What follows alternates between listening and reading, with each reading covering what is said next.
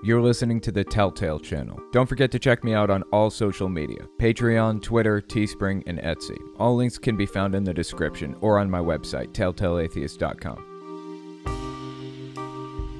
The pastor of a megachurch, famous for asking atheists, "How's that working out for you?" committed suicide recently. According to Religion News Service, he had a habit of sinful conduct. So how should we react to this news? Is it good or bad? What's this mean for atheism? What's it mean for the movement?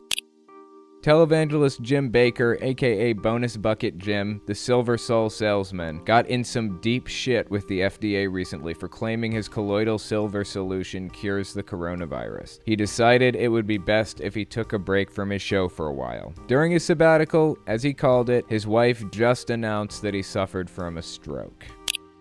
Kentucky, a bastion of stupidity in a sea of ignorance. Kentucky Christians win the fight to spread COVID-19 through in-person church services. A federal judge blocked Kentucky Governor Andy Beshear's temporary ban on mass gatherings, thus de facto opening the door for idiots to spread the disease. We're going to take a look at the case and see what happens next.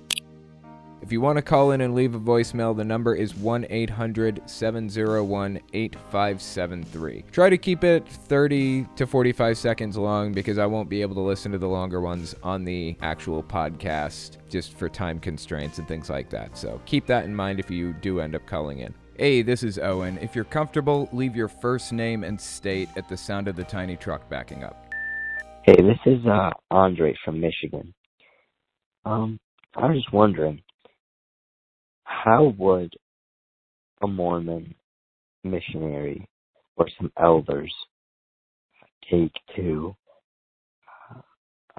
objective scientific evidence disproving their faith? I watched your Mormon reacting to South Park video, and I thought it was pretty interesting how she was trying to kind of cover the tracks blindly.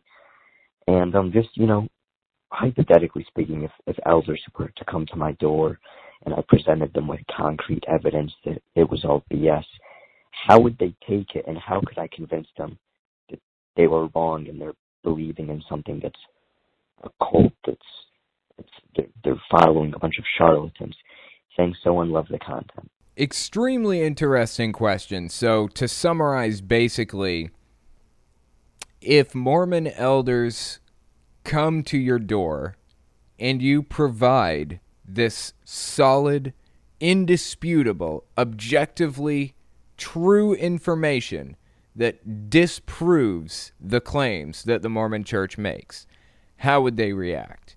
So I think my guess would be, if you push hard enough, then they're going to say that you're an apostate and a lost cause, and they're just going to leave and just call it there. If you presented it in a more mild, non-confrontational way, they'd probably try to come up with explanations or reasons or answers for it. And when you just say that's just factually incorrect, like there's no evidence for what you're saying here at all, in fact, there's evidence against it, they may say, well, we'll just have to research it a little bit more. We'll look it up and we'll get back to you. Of course, they'll never get back to you. They may not even ever look it up. But I don't want to leave the question there because there is more to this. Last week, I talked about the CES letter, how there were just knockout punches, questions that simply cannot be answered by the Mormon Church. Objective facts that disprove their claims, period. No questions asked. But, interestingly enough, there is something called Debunking the CES letter. It's a Mormon response to CES letter questions. And I don't think this is an official thing exactly. I think this is like an unofficial apologetics type of thing. But it is very, very interesting. So let's just take a short look. I don't want to spend too much time on it because we do have a lot of voicemails to get to. But let's take a quick glance at this and see what it is. So last week on the podcast, we talked about the Book of Abraham and the many problems with the Book of Abraham, like The fact that he did get these hieroglyphics, that is factual. He had these hieroglyphics, but we know what these hieroglyphics were. We know what they looked like. Parts of the hieroglyphics were kind of decayed and broken away. So Joseph Smith filled in the parts that were broken with his own drawings, what he was claiming that God was providing to him. We just know that that's factually incorrect. That is not what they look like, period. So this is the CES letter response. Let's look at what it says here. There's only one short section on the Book of Abraham. They don't even address all of the questions in the CES letter, and it's kind of scattershot too. It's all over the place. So let's just start at the top here and see what it says. This is from the original CES letter. Despite Joseph Smith's claim that this record was written by Abraham by his own hand upon papyrus, scholars have found the original papyrus Joseph Smith translated and have dated it in the 1st century CE, nearly 2,000 years after Abraham could have written it. They dated the papyrus 2,000 years younger than Joseph Smith claims it was. So here is the Mormon response to that. The phrase, by his own hand, quote unquote, upon papyrus refers to the original record, which may have been recopied multiple times. It needn't refer to anything more than original authorship. Okay, let's just take this one claim at a time. It didn't say anything like what he claimed it said, okay? It said nothing like that. We can throw that entire idea out from the get-go. It was not Abraham. He did not write it. It didn't even contain the name Abraham in it. Had nothing to do with Abraham. Let's just continue on from there. Let's see what else it says. This is from the CES letter again. Egyptologists have found the source material for the Book of Abraham to be nothing more than a common pagan Egyptian funerary text for a deceased man named Hor in 1st century CE. In other words, it was a common breathing permit that the Egyptians buried with their dead. It has absolutely nothing to do with Abraham or anything Joseph claimed in his translation for the Book of Abraham. Now, here's the response to that. Here's the debunk, quote unquote, for that. The church has long acknowledged that the recovered fragments of the Joseph Smith papyri are not the Book of Abraham, but instead are copies of the Book of Breathings and the Book of the Dead. The discovery was celebrated on the cover of the Improvement Era, January 1968. Okay, now, I don't think that that's what they claim. I don't think the Mormon Church claims that. Even if the Mormon Church doesn't accept that these are the hieroglyphics that Joseph Smith was translating from, they just were. I mean, we have the drawings here. We can look at the drawings here. So this is a funerary text. This picture that I'm highlighting here, this is the funerary, that breathing permit that would go in people's tombs basically when they died. It was a picture of this jackal-like creature over top of this person with the birds and everything else. That's what it looked like. That's what it looked like. What breathing permits looked like. We have like a billion examples of these. This right here, what we're looking at, is the physical papyrus that Joseph Smith had. And we can see it's missing the jackal's head. It's missing the center of the body. It's missing the bird's head. It's missing the bird completely on the left side here. And guess what? What do we find? The facsimiles that Joseph Smith drew fill in the exact gaps that were missing from the original that we found in that museum. Everything is exactly the same in Joseph Smith's facsimiles, except for the missing pieces, like the decayed parts that are missing. Those are the only differences in the facsimiles, and they're just wrong. It's nonsensical. To look at what Joseph Smith drew here in the facsimiles, it's completely nonsensical. Does not make any sense. In the language that Egyptians used, it doesn't make any sense.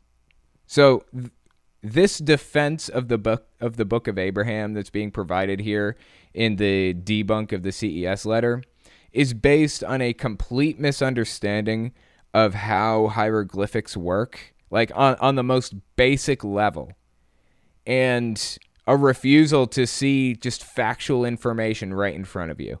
Let's continue reading this and see what it says here. From the CES letter, the following is a side-by-side comparison of what Joseph Smith translated in Facsimile 1 versus what he actually says according to Egyptologists and modern Egyptology.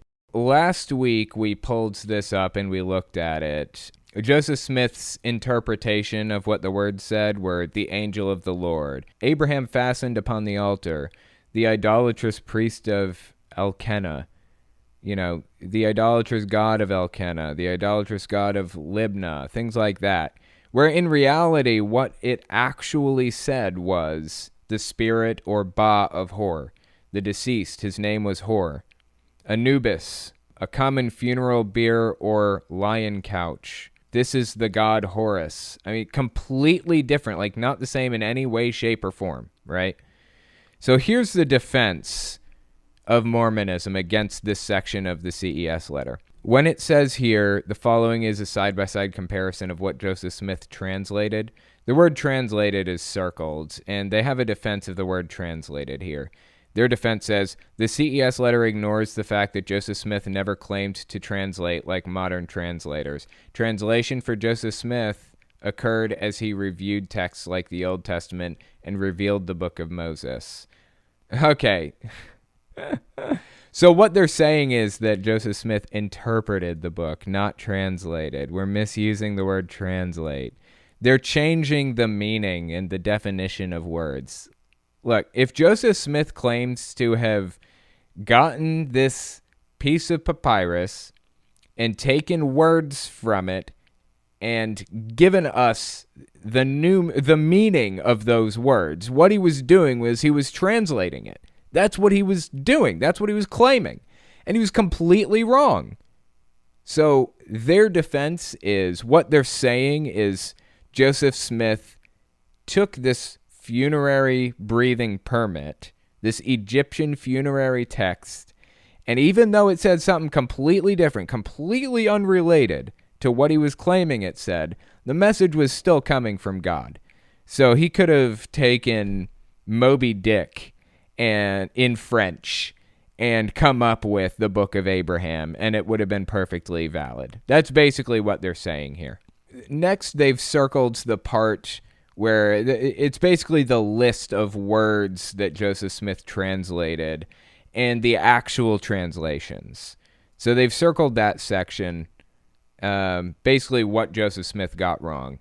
And here's their response to it. This assumes that Joseph Smith translates the papyri in the same way as modern Egyptologists, which is a false assumption. The differences shown on these graphics only validate that reality and are not unexpected. Joseph Smith could only translate through the gift and power of God, and his revelatory translations may require time to understand. For example, many things in the book of Revelation are not completely understood, even by the best biblical scholars today. So basically what they're saying is, yeah, we know Joseph Smith didn't translate the book exactly. It's not word for word what the thing said. We know it was a breathing permit from Egypt. We know it didn't have anything to do with Abraham. We know it didn't say anything about him. We know it wasn't written by him. But Joseph Smith could have taken a piece of tree bark and translated, quote unquote, the Book of Abraham for it because God was telling him what to say. So in the end, this funerary text was completely irrelevant. We didn't even need it. Joseph Smith could have just told us what the Book of Abraham said. And if that's the case, why did he claim that he was translating directly from this funerary text? Why did he lie about what this thing said? It's just a piss-poor defense of Mormonism here. Seriously, it's a piss-poor defense. I'm sorry. I can't accept it. Back to the voicemail question. In the end, I would say they're probably just going to deny it and say it was a misunderstanding and that they'll get back to you. That's probably what they would do. Hey, Owen, it's Andre from Michigan again. I'm aware that you're an atheist and you're an extra Jehovah's Witness. What are your opinions on, like, Catholics and very religious Jews and some religious groups of the Islamic faith. I'm aware that none of those are really cults, but just your opinion on them as a whole. Thanks, and have a nice day. Very interesting question. So what's my opinion on Islam, basically, is what I'm getting from the question. What's my opinion on Islam, on Catholicism, and other groups like that? To be a cult, I believe that it needs to be a distinct, specific group. Islam and Catholicism are more categories than groups. Like Christianity is a category, right? It's a label that people take for themselves, or they don't take for themselves. It's a label that Jehovah's Witnesses take, that Mormons take. It's a label that Heaven's Gate members took, that Jonestown took. It's a very broad label, Christianity is. And Islam is a broad label too. There are all kinds of different Muslim groups out there that fall under the Islamic umbrella. And for that reason, I say that Islam is not a cult. But there are Islamic cults out there. For example, ISIS is an Islamic cult. There are others. The reason that I don't really get into Islam very much is because I really don't know much about it. I know a lot about it, but I feel like I don't know enough to speak in an authoritative way. I know a whole hell of a lot about Christianity and cults and things, so I feel comfortable talking about it in an authoritative way. And if I fuck something up, I am ready and willing to take responsibility for that fuck up, for that mistake, and I will put out a correction. But with Islam, I'm just not comfortable enough with it to be able to talk about it at any length. That's why I don't talk about Islam, if anybody was wondering. But since you brought it up, I will mention it. Islam is extremely harmful. There are some extremely harmful Islamic sects, and sects, and cults out there that need to be addressed. And I feel like, in a lot of ways, Islam is inherently dangerous to talk poorly about, especially if you're an ex-Muslim. So I'm kind of sad to see that the ex-Muslim field on YouTube and other social media is very small. It's not very large. There are not very many of them speaking up about it because, for one thing, it's extremely dangerous. And for another thing, it's very unified in thought. It's hard to leave that religion, in part because it's not just a religion, it's a way of life. As I was saying, I will do anything that I can to encourage ex-Muslims to come out of it and raise their voices up in the community, if at all possible. But it's not something that I know enough about to talk on in an authoritative way, so I just don't. Hi, Owen. My name is Tiger, and I am from Montana. So I am starting to question my faith in God. My family's Catholic. I told my dad that I watch your videos. I am a big fan. And what I wanted to ask is, although this may be a stupid question, how can I stop my Catholic family from, or at least my dad, from demonizing atheists and people who just don't believe in God or the same way that they do? Thanks. If you can answer this, and have a great day. Awesome question. I appreciate it. No stupid questions. That one is not a stupid question. It's a valid question. It's a good question. How do you get people to stop demonizing the other, really, is what it boils down to, right? There is an aspect of tribalism to the human psyche, generally speaking. People want to find others like them and trust them inherently, and distrust others inherently who are not like them. I mean, just look at the Republican v. Democrat situation in America. You know, Republicans don't trust Democrats. Democrats don't trust Republicans inherently. Liberals versus conservatives, they just don't trust each other. There is a level of tribalism going on there that's very disturbing. I think the best way to get people to bridge that gap is to show them that you are this thing that they fear or distrust or don't like otherwise. Show them that you are this thing and that you are just like them.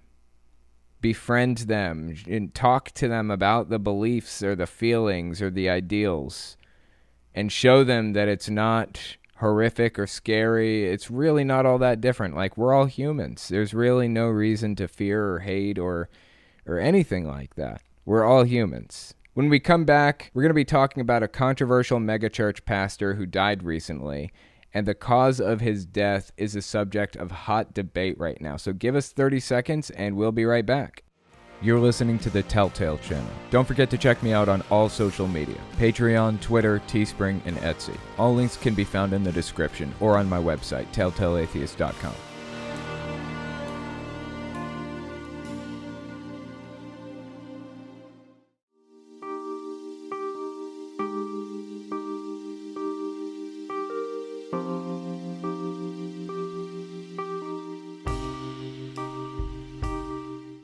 The first article I wanted to take a look at is entitled, "Pastor Who Often Asked Atheists, How's That Working Out For You?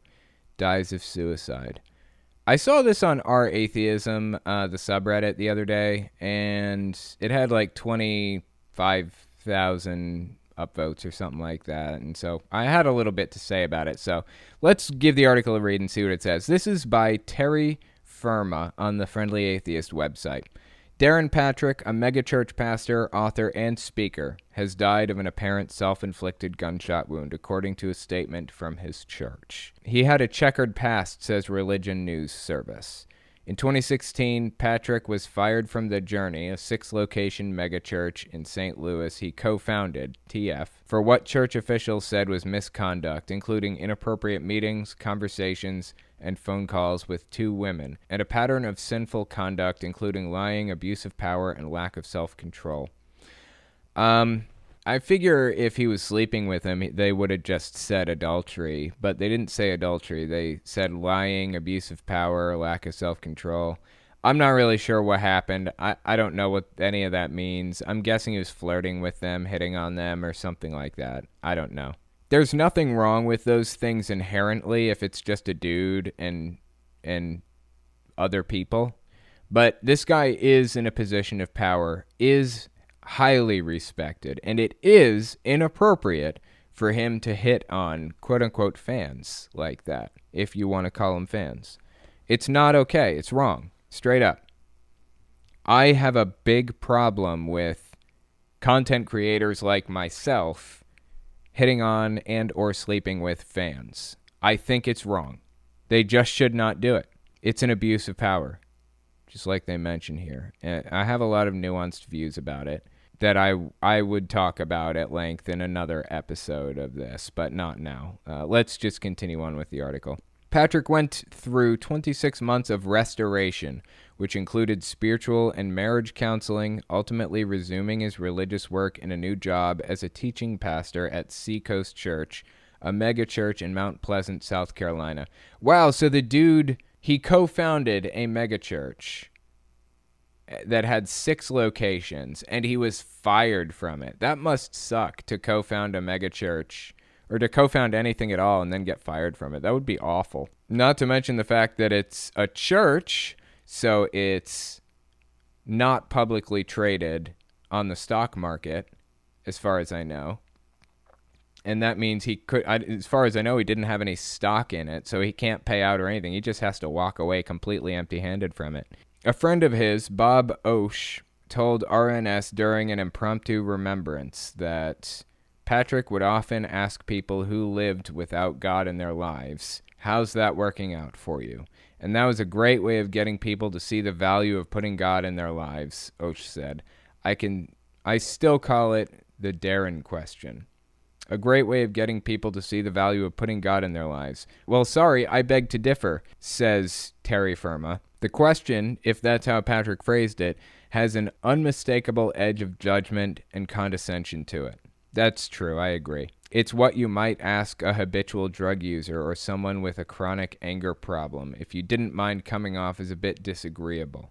It's not nearly the same as the natural, what made you choose that path, or tell me about the pros and cons of that. Instead, how's that working out for you is a tidy little bouquet of mild aggression and superiority with a top note of amusement. Yeah, 100% agree with that assessment. It wouldn't be couth or kind to posthumously ask the deceased pastor how being a fervent fan of God has worked out for him. So instead, I'll just point out that the scourge of clinical depression hangs heavily over America's clergy. There's no lack of statistics about pastors and depression, burnout, health, low pay, spirituality, relationships, and longevity, and none of them are good. According to the Schaeffer Institute, 70% of pastors constantly fight depression, and 71% are burned out. Meanwhile, 72% of pastors say they only study the Bible when they're preparing for sermons. 80% believe pastoral ministry has negatively affected their families, and 70% say they don't have a close friend. That's sad, man. That's extremely sad. The Schaeffer Institute also reports that 80% of seminary and Bible school graduates will leave the ministry within 5 years. It's not clear how many commit suicide, but it's clear that pastors are not immune to it. Our hearts go out to Pastor Patrick's loved ones and to all people in any profession and from any background who struggle with depression and suicidal thoughts. If that's you, you don't have to go it alone. Help is available. Really well said. 100% agree with that assessment. The reason I wanted to read this article is because I saw this article posted on r/atheism subreddit with a big title at the top that said, "Pastor who often asks atheists, how's that working out for you, dies of suicide." That's kind of a clickbaity title. It has the same level of veiled aggression that the writer talks about in the article that this pastor has by asking this question in the first place. I feel like titling this article the way he did was a bad choice. This is a pretty serious situation, and as the author writes in here very clearly, it's sad. There's nothing happy about this when a human life is lost. Period. I do not take joy in this situation that somebody was struggling with depression to the point that they ended it. That's extremely heartbreaking for his family members, for everybody. I just don't like it. I just don't want this to have been the case. I wish that we could have helped the guy, honestly. I wish we could have helped the guy. But that was not conveyed in the title of this article. The title of this was trying to kind of poke at this pastor in a way. And it was picked up by the subreddit r/atheism and upvoted 25,000 times or something like that. And all of the other subreddits that I follow started talking shit about the r/atheism subreddit, glorifying and celebrating somebody's death because of the title of this article and how many times it was upvoted in that subreddit. Like, not just one subreddit said that. Multiple subreddits were saying, look, r/atheism is celebrating someone's death again. When we title things like this and upvote it to oblivion, it reflects really poorly on us, and it just does not represent any movement I want to be a part of, period. If that's what atheism's about, then exclude me from the movement. That's not what atheism is about. And I am a part of the movement. I'm just saying we need to make sure that we're more careful in the future not to look like we're celebrating somebody's death, because that's straight up what it looks like here. Just from the title, not from the rest of the article. I think the rest of the article was on point. I think the title was too clickbaity. When we come back, we're going to talk about televangelist Jim Bakker taking a sabbatical from his show and then having a stroke. So give us 30 seconds and we'll be right back. You're listening to the Telltale Channel. Don't forget to check me out on all social media: Patreon, Twitter, Teespring, and Etsy. All links can be found in the description or on my website, telltaleatheist.com.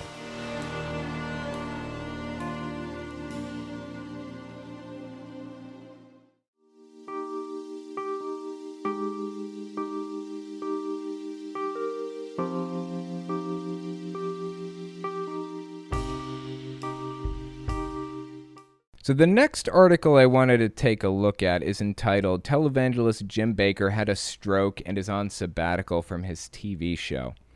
So let's give this article a read and see what it says. This is by Hemant Mehta on the Friendly Atheist website. Televangelist Jim Bakker is taking time off from his show to recuperate from what his wife and co-host Lori says was a stroke. The news comes just days after his legal team told a court that his show's hawking of a false COVID-19 cure is merely an example of Bakker exercising his religious freedom. Therefore, any attempt to stop him is a form of Christian persecution. Big surprise. Of course, that's the angle he would take with it. Lori Bakker posted this message on the show's Facebook page. "I wanted to share with you, our loving and caring partners, that Jim recently experienced a stroke. We are thankful that Jim is okay and that he's now at home with our family. Under the guidance of medical professionals and our board of directors, Jim will be taking a sabbatical from the show. Jim will be back. He is still dreaming and hearing from the Lord." That's weird. "And he already has a powerful word to deliver when he returns to the air." Yeah, I'll bet he does. And that word is bye. His silver solution, his giant buckets of apocalyptic food, his inevitable new pacemakers, etc. Oh, that's pretty funny. Who wrote this? This is Hemant Mehta. That's actually really funny. Oh, look, I said this in the last article that I was reading about the pastor who committed suicide. I don't like to see anybody hurt. I don't want anybody to be hurt. I think everybody is a hero of their own stories. They believe themselves to be good people most of the time. You have the occasional piece of garbage who is setting out to benefit themselves and literally nobody else. But generally speaking, everyone is a hero of their own stories. When you look at it from that perspective, you realize that you would really rather not anybody get hurt. You'd rather try to rehabilitate people. You'd rather try to fix that broken perspective that they have so that they can be a functioning member of society again. I don't want anybody to die. I don't want anybody to have a stroke. I would rather Jim Bakker pull it together and be a normal, functioning member of society instead of a scam artist who is straight up lying about what his medicines do. In the article, it says that word is bye. His silver solution, his giant buckets of apocalyptic food, his inevitable new pacemakers, etc. Some people may not know this, but people call him Bonus Bucket Jim because he sold these things called bonus buckets, or basically giant-ass buckets full of food that was supposed to last like 50 years or something like that. And it was for when the apocalypse starts. Christians buy just tons and tons of these buckets of food that never expire, pretty much. They'll be set.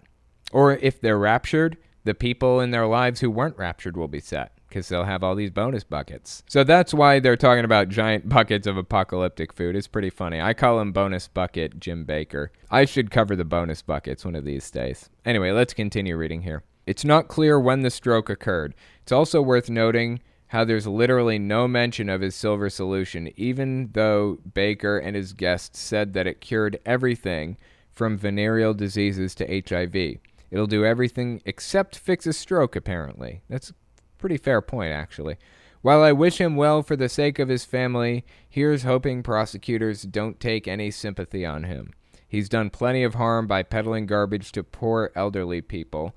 That's not even taking into account how he sold people a warped sense of faith, and he should be held accountable for it. Yeah, he's just another televangelist, and honestly, televangelists are fucking weird, man. They kind of weird me out, heavily weird me out. They are the exact opposite of what Jesus taught. It's easier for a rich man to get into heaven than for a camel to fit through the eye of a needle. That's a pretty clear message. Jesus doesn't like rich people. It doesn't get much clearer than that. But these televangelists' response to that is, if you read the rest of the verse says, but all things are possible in God. It's like, are you kidding? It just delivered a very succinct, clear message here. These people are the exact opposite of what Jesus taught or respected or believed in any way. And they are just getting loaded off of teaching about it. It blows my mind, seriously. They're scam artists. They are all scam artists. It's absolutely disgusting. Jesus would be disgusted if he were real and if he were here and he saw these guys on TV. When we come back, we're going to talk about a federal judge overturning Kentucky governor's rule about churches meeting publicly. So give us 30 seconds and we'll be right back. You're listening to the Telltale Channel. Don't forget to check me out on all social media: Patreon, Twitter, Teespring, and Etsy. All links can be found in the description or on my website, telltaleatheist.com.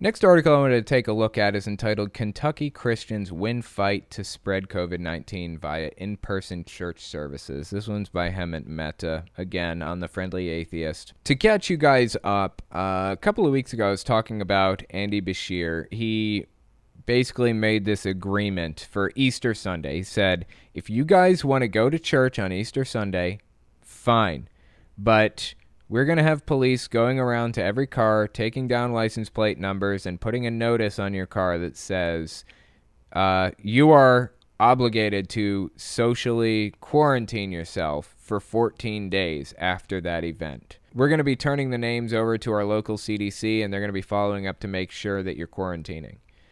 That's a perfectly fair trade-off in my mind. Perfectly fair trade-off.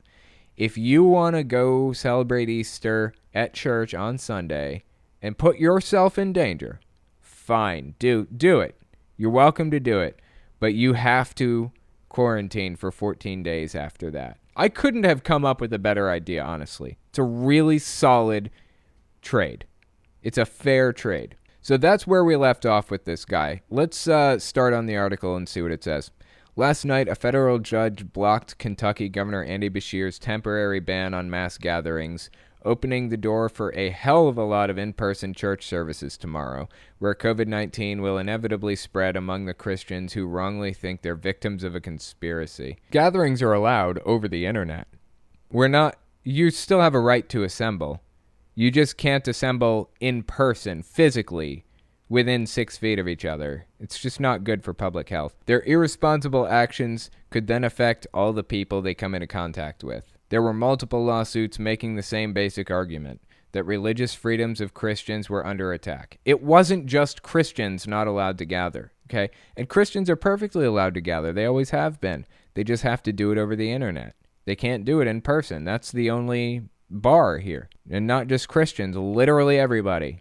We're all in this together right now. The world is in this together.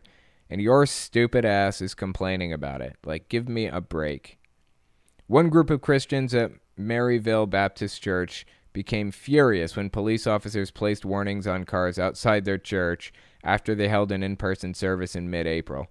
Perfectly fair trade-off, honestly. You want to go to church? You have to quarantine for 2 weeks.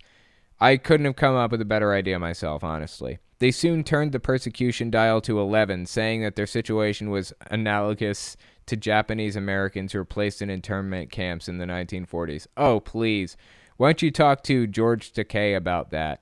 He grew up in one of those Japanese internment camps. What a joke, man.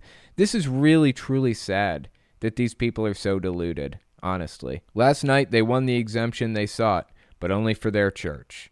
A different lawsuit filed by Tabernacle Baptist Church in Nicholasville is the one that will now open the door for widespread gatherings in churches. That ruling by U.S. District Judge Gregory F. Van Tatenhove said that Bashir didn't act maliciously, but his restraining order failed to include a compelling reason to limit the right of people to gather for church. Really?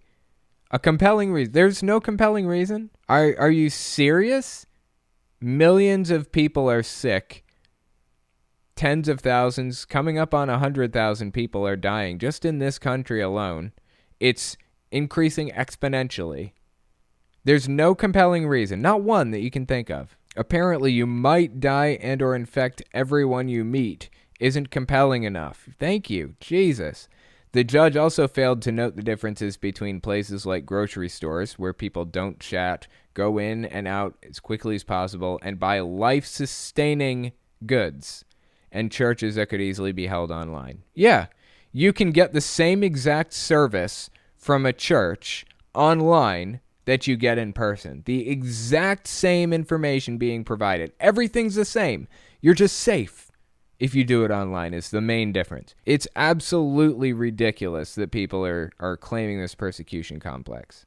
If social distancing is good enough for Home Depot and Kroger, it's good enough for in-person religious services, which, unlike the foregoing, benefit from constitutional protection. We have to get food to survive as a species. Do you understand how that's different from going to church versus holding church services on Zoom? This is outrageous. Like, how are these people alive? I swear, people are so fucking stupid sometimes.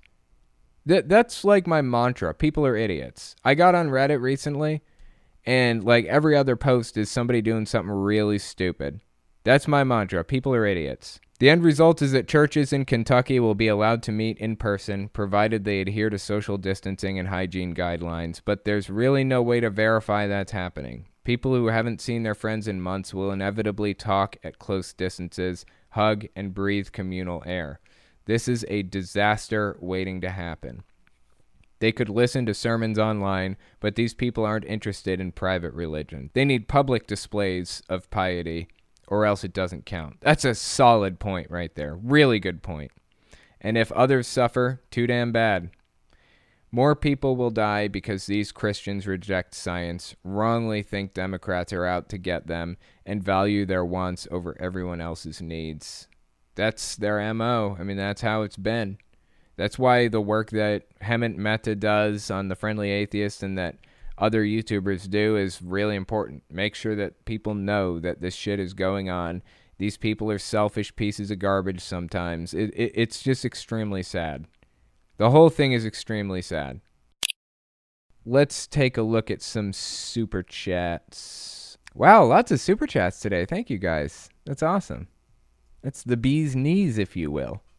Or the bee sneeze. Imagine a little tiny bee sneezing. How cute that would be, right? Although I think it'd be really weird because I think they breathe through their skin, so I don't know what a sneeze would look like for a bee. But anyways, that is the bee sneeze. Thank you guys for the super chats, and I will address them in a little while. Jennifer Middleton, happy 100th podcast. Thank you. Zolfner, I hate you. No, you don't. You love me. Zolfner, I hate you. No, you don't. You love me. You can keep saying it, but I know you're full of it. I hate you. Also, I got drunk yesterday super hard. You missed a good chance to my bank account. That's not why I do this, but I appreciate that. Thank you for coming to the podcast anyways. Mike34 Dog, what's your favorite Black Sabbath song? Probably... Oh, that's a good question. I fucking love Black Sabbath. Let me think about it for a second. Into the Void, Sweet Leaf is pretty good. I like the albums Paranoid and Master of Reality. Planet Caravan is really good. Oh, yeah, I hope that's a good enough answer for you. No one likes The Gaytheist. Oh, you're full of it. Everyone loves The Gaytheist. No one likes Zolfner. Actually, that may be factual.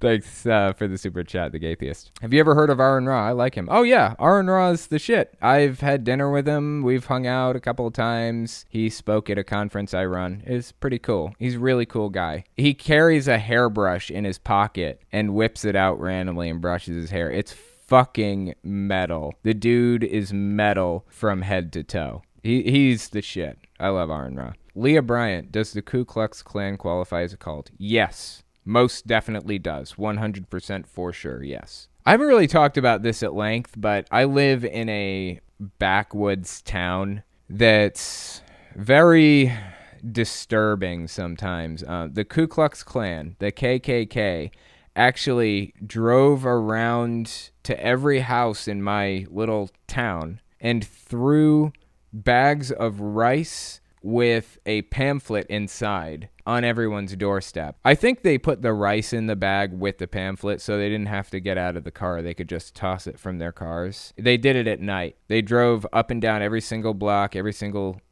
street and avenue, and just tossed the bags with the propaganda pamphlet in it and hit people's doors, go to the next house, toss it. I actually have a picture of it. It's extremely fascinating. It's about Islamophobia and the Islamization of America. It's really, really interesting. I'll talk about it on my channel one of these days. Thank you for asking that question. Really, really interesting question. Lucifer LaFleur, my JW mother and brother both just celebrated their birthdays for the first time in 30 years. Fuck yes! It's official. My whole family is left to the truth. I love it. That's fucking awesome. I love that shit.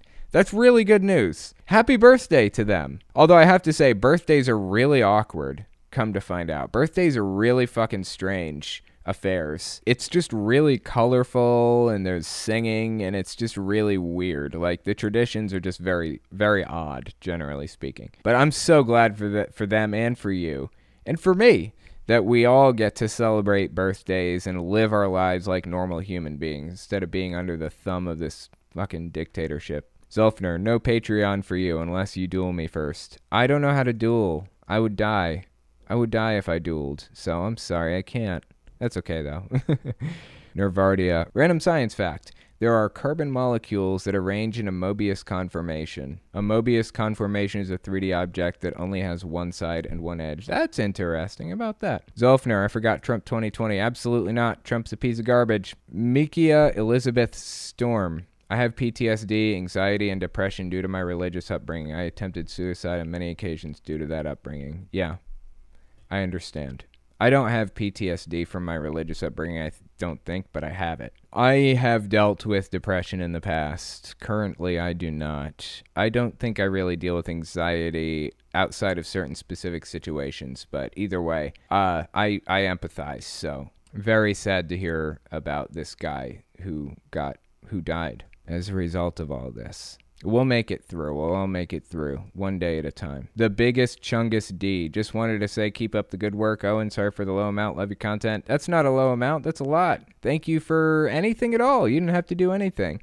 So thank you for watching, and thank you for the super chat. I love Black Sabbath. This is from Mike34Dog. I love Black Sabbath. All Black Sabbath. My favorite song is probably The Shining. The Eternal Idol was a fucking heavy album.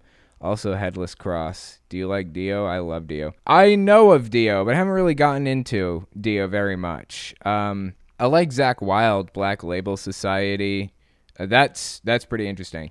Black Sabbath is one of the few bands that I was allowed to listen to as a Jehovah's Witness, because my dad listened to them, and he was like, he kind of just looked the other way when I was listening to Black Sabbath. But I definitely love Black Sabbath and Zakk Wylde and all those people. Try being born intersex into a fundamental church, forced to be a boy when you see yourself as a girl. Yeah, I can't even imagine. I cannot even imagine that type of situation. I've been asked this question before. What would happen if a trans person tried to join Jehovah's Witnesses? Generally speaking, the answer is if you were born female, physically female, but you're a man, you would just have to become a female, period. That's it. That's the bottom line. There's no room for movement, no gray area of any sort. If you want to be a Jehovah's Witness, you have to be the sex that you were born as. And I can't imagine that that's good for mental health, to force people to be somebody that they just are not. It's extremely sad and depressing for those people. They have to go through it. But I'm glad that you're out of it now. That's really good news. Zolfner, my goddaughter is 6 and I just bought her a gun. You can't duel, sir? I can't duel. I'm no good at it. I would just straight up die. I'm sorry. I'm bad at it. I will duel you to give me something that's really flowery. Like I will duel you to a writing contest, and I bet I will kick your ass at that. I can't duel you at a drinking contest because I don't drink. You'd kick my ass at that. Riley Masons. Even the pastor who said that at 8 years old, my sexual abuse is my fault.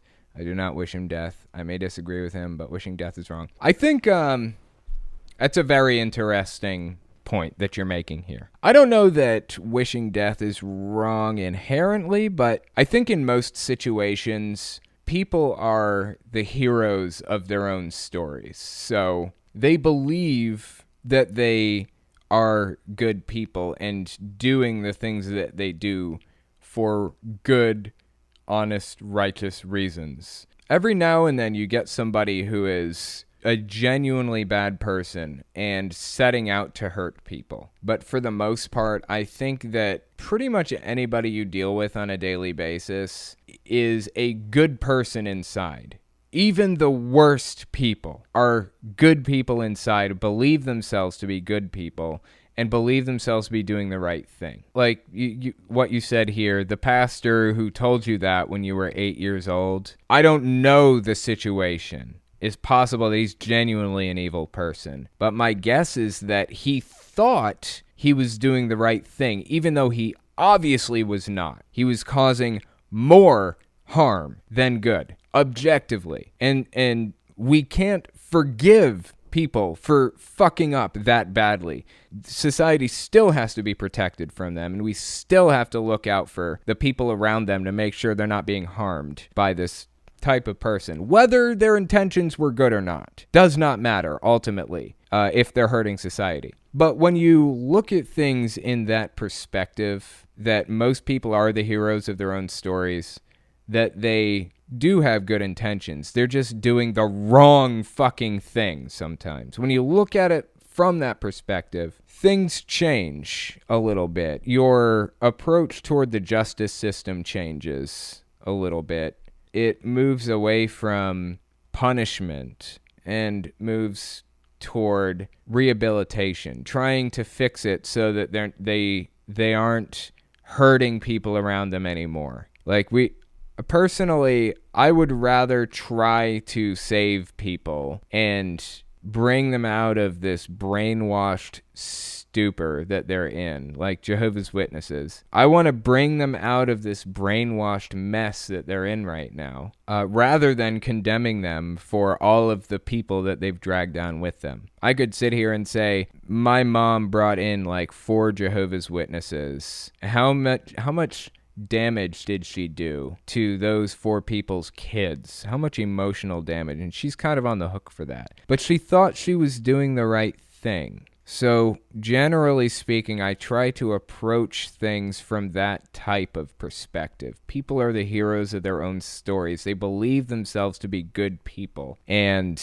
if we keep that in mind, for the most part, we'll be able to focus on rehabilitation, fixing the problem, rather than trying to punish people for the fuck-ups that they've done. My first major was English. You'd lose. Zolfner. Okay, well, you're on. Couldn't tell. Ugh, sick burn. Couldn't tell that was your first major.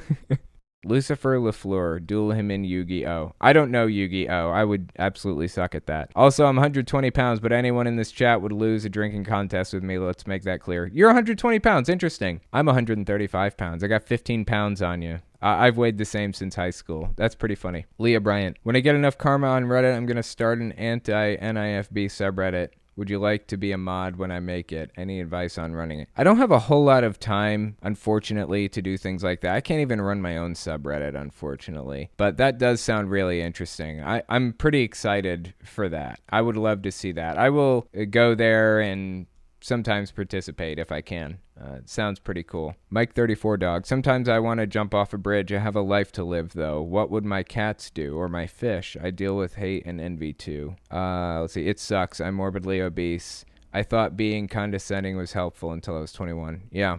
Pretty much everybody in my family has dealt with morbid obesity, except for me and for my brother. In my case, my situation is not anywhere near like what it would be like to deal with morbid obesity like that. But I do deal with people talking shit to me about my weight. Because I'm 135 pounds, and everybody thinks that they can kick my ass as a result, and make that very clear.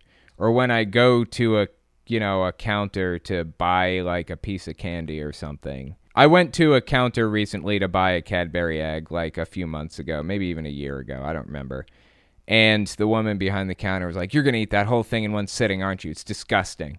It's like, are you talking shit about my body right now? Like, how do you think that makes me feel? Do you think it makes me feel good to know that you think that I'm disgusting, that you don't like the way I look? Like, what the fuck is wrong with you? Why would somebody do that? You know what? If you're going to talk shit about my weight, I'm going to talk shit about your weight. If you could control your eating a little bit more, maybe you wouldn't be so fucking fat. Like, that's how it felt.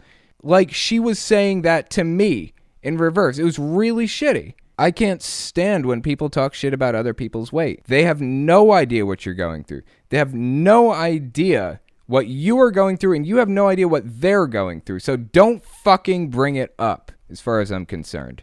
Shit bothers me a lot, man. Seriously. It really bothers me. If people don't like the way you live your life, good for them. They're not living it. You are. Just fuck them. Seriously bothers me. But it's body shaming. That's the problem. Body shaming is the problem. Not fat shaming, not skinny shaming. Body shaming. Making somebody feel bad for something that is for who they are, for what they're dealing with right now. It's wrong. Just don't fucking do it. I don't get it. Like, what is wrong with people? Evan Inge says, where would you draw the line between completely deluded and evil, and how would one tell? It's a good question. Generally speaking, I think we have to assume the best in people until we're given reason to think otherwise. The default position is actually not believing that they're well-intentioned or bad-intentioned. But I try to see the good in people. If at all possible, I'm going to assume they're good people at heart. They're well-intentioned.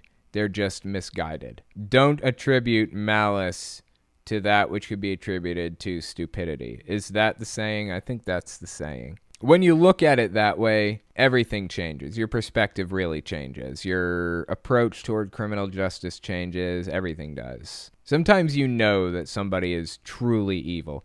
But for example, people have asked me, do I think the governing body members know it's a scam?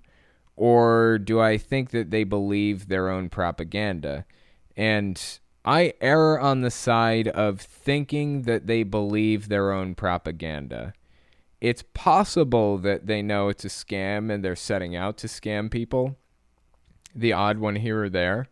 But generally speaking, I think that they buy their own bullshit. And that's kind of how it is with every cult leader for the most part.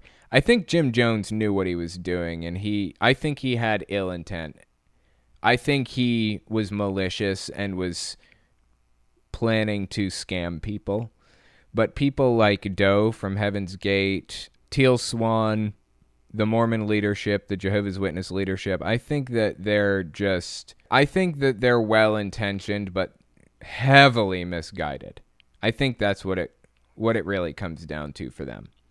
I think Scientology, though, the leader, David Miscavige, I think he's straight up evil. I think he has bad intentions, just from what I know of the group. Zolfner, Trump 2020, nope, Trump's a piece of shit. I think he's, this is a good opportunity to mention this. I think Trump is just in it for himself. I don't think he has malicious intentions. I think he's just interested in benefiting himself any way he can. And beyond that, I think that there are other people that he's willing to help. Like, I think he's willing to help his kids, for example, and things like that. But when he does, he will fuck over anybody. He will do whatever. He doesn't even care. He will fuck over anybody to further his kids' goals or the person he's trying to help's goals. I mean, he was taking masks from countries that had already paid for them, just stealing them right off the tarmac. He was working for America in that case, I guess. But it was so immoral, the things that he was doing. It was so wrong. It was just awful. Like, I don't want that shit done in my name. So I think he's like a weird combination of evil and good intentioned in different ways. Mikia Elizabeth Storm. I've been in the middle of a debate on a Facebook post about Alabama opening. I live in Alabama. Okay, I live in West Virginia. The stupidity I'm dealing with, being told I'm quoting fake news, that the virus is fake, etc. I know. Don't even get me started. I know.